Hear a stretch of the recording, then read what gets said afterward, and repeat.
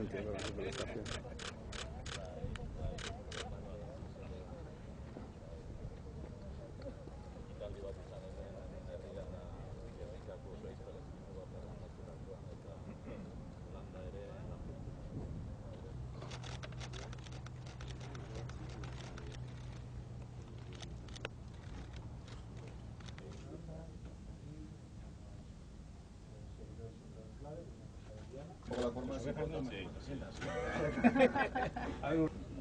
Alemania quería generar esto en el verano, allí en Argelia, en Marruecos y tal, ¿no? Son las dos tecnologías que están compitiendo. Sailburua, alkate Andrea, Arasurreko presidente eta kideok, baita Mondragon taldeko presidente ordezkariok, Krean eta Energiaren Euskal Erakundearen arduradunok ere, jaun Andreok, egun on guztiok. Duela 6 hilabete proiektu hau elkarrekin aurkeztu egin genuen. Gogoan dut egun hartan erabilitako esaldia. Eta esaten nuen, energia ez da sortzen, ez da suntzitzen, bakarrik eraldatu egiten da.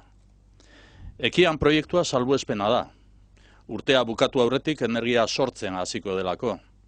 Hemen, auzolana, zer esan nahi duen erakusten ari gara. Ekian erakunde publiko eta enpresa pribatuen artean garatutako proiektua da. Guztira, 24 milioi euro inbertituko dira. Eta energia sortzearekin batera, industria sektorearen lehiakortasuna bultzatuko da. Era hace 6 meses cuando presentábamos la iniciativa de esta planta que comienza a instalar las placas solares y para finales de año producirá energía fotovoltaica. Las nuevas directivas europeas y los acuerdos parlamentarios han conducido al Gobierno vasco a revisar los objetivos de la Estrategia Vasca de Energía 2030.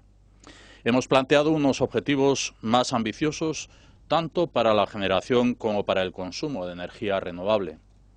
El objetivo es incrementar nuestra capacidad de generación y aumentar también su consumo, en línea con las recomendaciones establecidas por la Unión Europea y cumplir de esta manera los compromisos adquiridos por el Parlamento Vasco. Esta planta responde a este doble objetivo. Es un proyecto clave para el sector industrial y tecnológico vasco de las energías renovables y también para la competitividad de nuestro país. El Gobierno vasco se encuentra en fase de elaboración de un plan territorial sectorial de renovables en el que se recupera la planificación de energía eólica, además de la intensificación de la energía fotovoltaica, marina, geotermia y biomasa. En definitiva, más energía limpia y más desarrollo de tecnología para las empresas vascas. Inbertsioa, berrikuntza eta industria bultzatzen ditugu ekian proiektu honen bidez. Zutabe hauekin garapen iraunkorraren erronkan aurrera pausu berri bat ematen dugu. Energia berriztagarriak bultzatzeko erabaki hartu dugu 2030 urteari begira. Alde batetik gure energia berriztagarriaren sorkuntza gaitasuna areagotuko dugu eta bestetik berriztagarrien kontsumoa igoko dugu.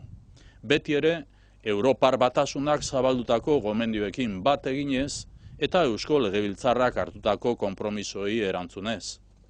Helburu hauek betetzeko, energia berriztagarrien mapa berria osatzen ari gara energia iturri guztiak erabili ahal izateko.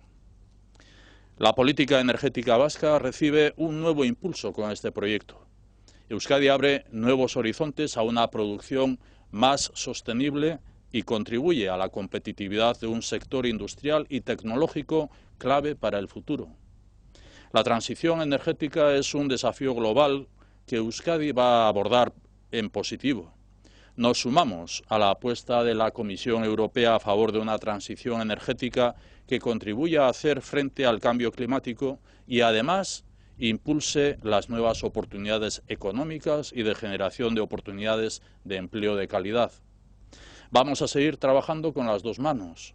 Por una parte vamos a cumplir nuestros compromisos de lucha contra el cambio climático y por otra vamos a aprovechar la oportunidad para desarrollar un sector industrial y tecnológico básico para el futuro económico vasco.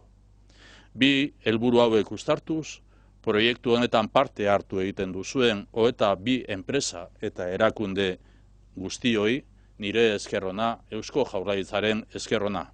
Eskerrik asko beraz eta ekian proiektuari urte askotarako.